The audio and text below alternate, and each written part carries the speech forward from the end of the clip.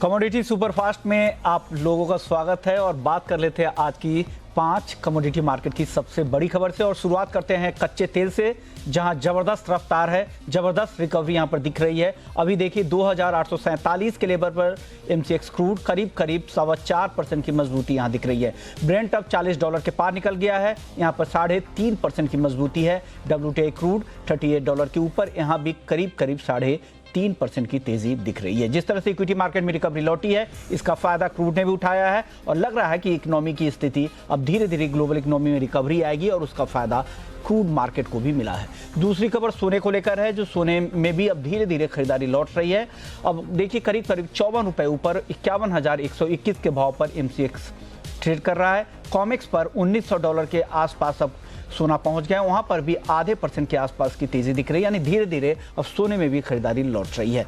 तीसरी खबर चांदी को लेकर है। चांदी में काफी उतार चढ़ाव के बाद अब तेजी दिख रहा है। अभी करीब 364 रुपए ऊपर चांदी कारोबार कर रही है। 62,371 रुपए में चांदी का कारोबार, करीब 364 की मजबूती यहां पर है। $24 के ऊपर कॉमेक्स पर तो 1% से ज्यादा की तेजी अभी चांदी में दिख रही है।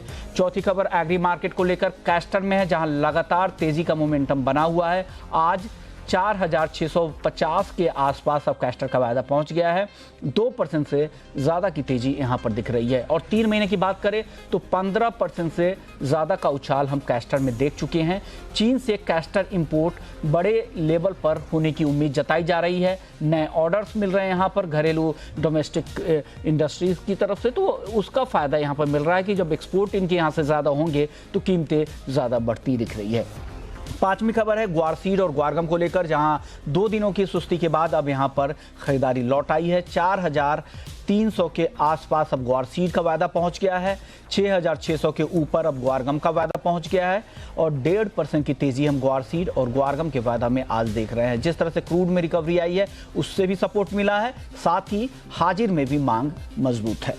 तो ये तो बात हुई 5 बड़ी खबरों की, लेकिन 5 बड़े ट्रेडिंग कॉल्स आज के लिए कौन से हैं, ये बताने के लिए हमारे साथ हैं एसएमसी कॉमट्रेड की वंदना भारती जी। वंदना जी, स्वागत है आपका। सब शुरुआत करेंगे गोल्ड से। बताइए, गोल्ड में अब धीरे धीरे खरीदारी लौट रही है, शाम के सत्र में क्या उम्मीद करें? जी विश्व मोहन जी, एक सेफ हेवन बाइंग कह सकते हैं कि यहाँ पे वापस आ रही है। और कल के मार्केट में हम लोगों ने देखा था कि लगातार एक तेजी आ रही थी डॉलर इंडेक्स में पिछले कुछ दिनों से। उसका असर जो था वो कमोडिटीज पे साफ तौर पे देखा जा रहा था, लेकिन आज जिस तरीके से 94 से नीचे ट्रेड हो रहा है और लगातार करेक्शन है, उसका फायदा मिला है कमोडिटीज को। और खासकर कि यहाँ पे हम लोगों ने बुलियन काउंटर में एक रिबाउंड आते हुए देखा है, तो मेरे ख्याल से यहाँ पे बाइंग में बने रहना चाहिए। थोड़ा सा करेक्ट होता है 51,000 या 51,050 के करीब बाय करें। मुझे लग रहा है प्राइसेस एक बार 51,400 के करीब जा सकते हैं। स्टॉप लॉस यहाँ पे लगाना होगा 50,800 का। गोल्ड में आपको खरीदारी करके जाना चाहिए। यहाँ से 100 रुपए नीचे मिले तो आप खरीद ले 51,000 के आसपास, और 51,400 के लेवल के लिए आप यहाँ पर वेट कर सकते हैं। 50,800 का स्टॉप लॉस जरूर लगाइएगा, क्योंकि अमेरिकी चुनाव के नतीजे आने हैं तो वो काफ़ी अहम होगा और काफ़ी वॉलेटाइल हो सकता है, इसलिए स्टॉप लॉस लगाना नहीं भूले। चांदी में क्या करें मैम? काफ़ी वॉलेटाइल है, कभी ऊपर कभी नीचे। शुरुआत में सुस्ती थी, कमजोरी थी, अब अच्छी तेजी दिख रही है, करीब 400 रुपए की। क्या करें अब? जी विश्व मोहन जी, यहाँ पे बहुत वोलेटाइल मूव देखने को मिला है यहाँ पे चांदी में, लेकिन मुझे लग रहा है कि कॉमेक्स में वहाँ पे तेजी बनी हुई है और इसका फायदा जो है भारतीय बाजार को मिल रहा है। और एक आपने बहुत इंपॉर्टेंट यहाँ पे बात बताई है कि स्टॉप लॉस यहाँ पे जरूर लगाएं सारे कॉल्स में।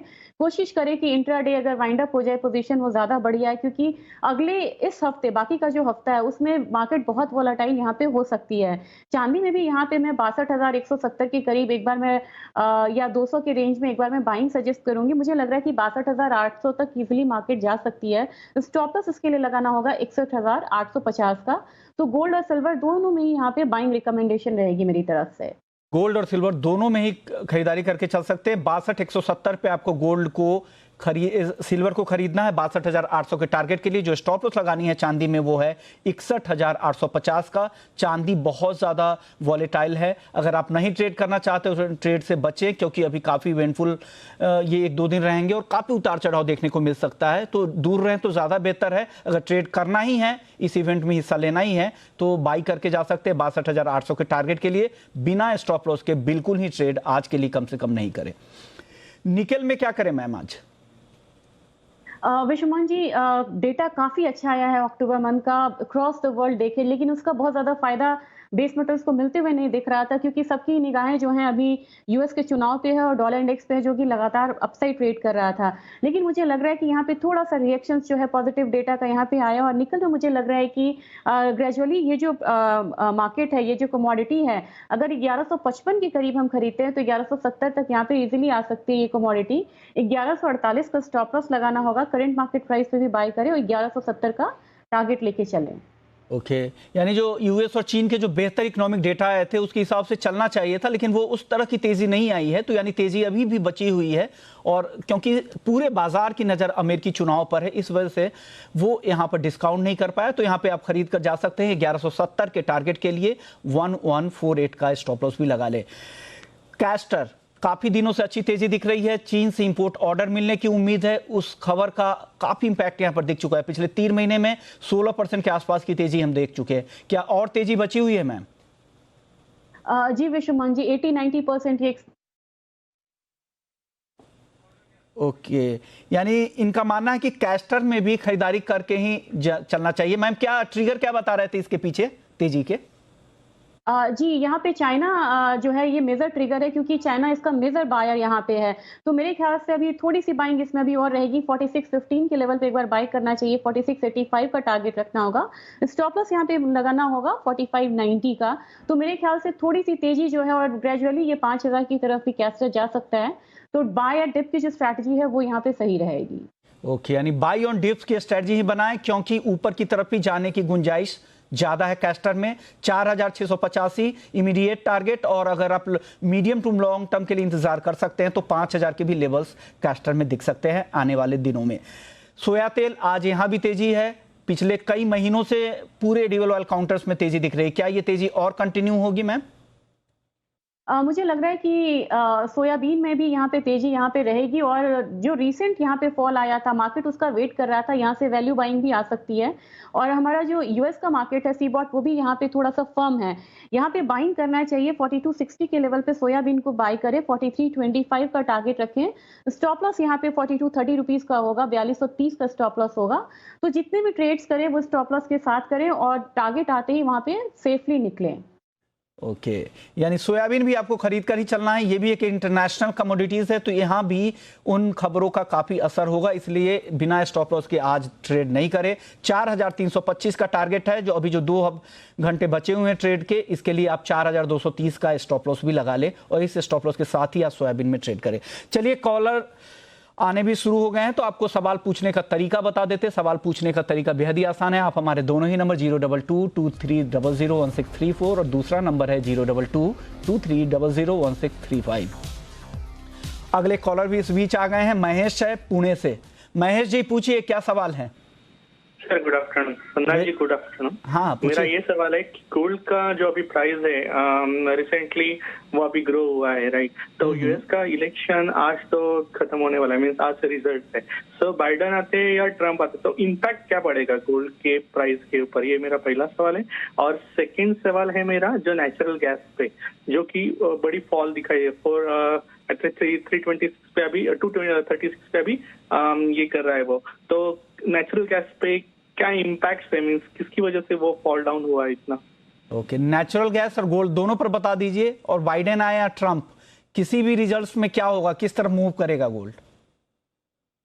विश्वमोहन जी, मुझे लग रहा है कि अगर ट्रंप आते हैं यहाँ पे तो थोड़ा सा पॉजिटिव एक मूवमेंट देखने को यहाँ पे मिल सकता है गोल्ड में। रीजन है कि इनकी सरकार है, और जो स्टिमुलस है वो स्मूथली बहुत जल्दी आ जाएगा, और स्टिमुलस जब भी आया है गोल्ड ने पॉजिटिवली यहाँ पे रिएक्ट किया है। हालांकि मैं ये बताना चाहती हूँ कि 52,200 एक बहुत अच्छा खासा यहाँ पे रेजिस्टेंस है इंडियन मार्केट में। इंटरनेशनल मार्केट में मुझे लग रहा है कि 1930 से $1935 एक काफी अच्छा रेजिस्टेंस है। तो अपसाइड यहाँ पे आ सकता है, लेकिन केप्ड है यहाँ पे। दूसरी चीज इन्होंने नेचुरल गैस के बारे में बोली है। यूएस से एक्सपोर्ट अच्छा है, और विंटर डिमांड यहाँ पे बढ़ता है। जब हीटिंग डिमांड बढ़ता है तो नेचुरल गैस के प्राइसेस जो है ऊपर की तरफ होते हैं। लेकिन नेचुरल गैस की जो मूव है वो सिल्वर की तरह होती है, काफी शार्प मूव आती है यहाँ पे। सर, यहाँ पे आप एक बार थोड़ा सा नीचे आने दें इस कमोडिटी को। मेरे ख्याल से 225 228 का जो लेवल है वहां पे इसको आने दो। दोबारा ये मुझे लग रहा है कि 250 और 260 के करीब यहाँ पे जा सकती है।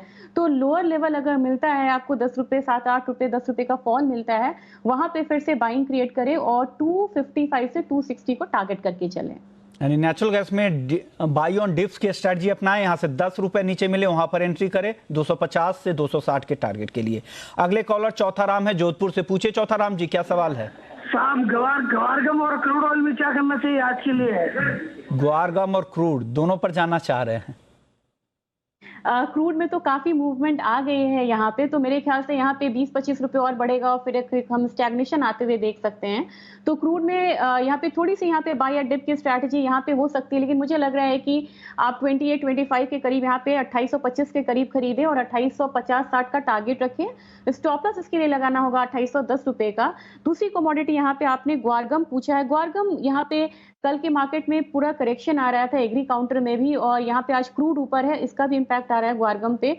मेरे ख्याल से यहाँ पे ग्वारगम में आप बाइंग में रह सकते हैं। 6600 के करीब आप बाय करें, 6670 का यहाँ पे टारगेट रखें और 6570 का यहाँ पे स्टॉप लॉस रखें। और इस स्टॉप लॉस के साथ ही यहाँ पे सर आप ग्वारगम में ट्रेड करें, क्योंकि अगर क्रूड में बहुत वोलेटाइल मूव आई तो उसका इम्पैक्ट यहाँ पे ग्वार काउंटर पे भी आ सकता है। ये उम्मीद लगाई जा रही है, लेकिन छोटे छोटे टारगेट स्टॉप लॉस भी जरूर लगा लीजिएगा क्योंकि काफी वोलेटाइल रहने वाला है।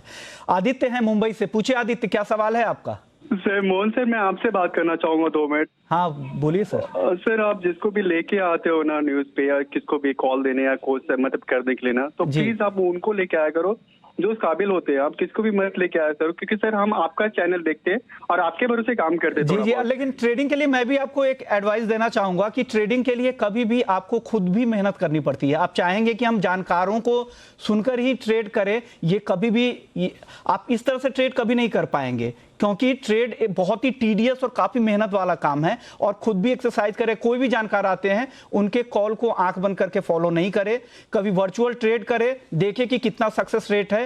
और कोई भी दुनिया का ऐसा कोई भी जानकार एक्सपर्ट नहीं होगा जिनके स्टॉप लॉस ट्रिगर नहीं होते हैं। तो इन बातों को ध्यान रखें। और ट्रेड करना है तो बाजार में आपको खुद भी मेहनत करनी पड़ेगी, देखने पड़ेंगे, और फिर वर्चुअल ट्रेड के जरिए भी आप पहले प्रैक्टिस करें, एक्सपर्ट उतरे और एक्सपर्ट की पूरी एडवाइस सुने, फिर आप बाजार में उतरे। वरना जी आप इनको कुछ सलाह देना चाहेंगे कैसे बेहतर ट्रेडर बनेंगे?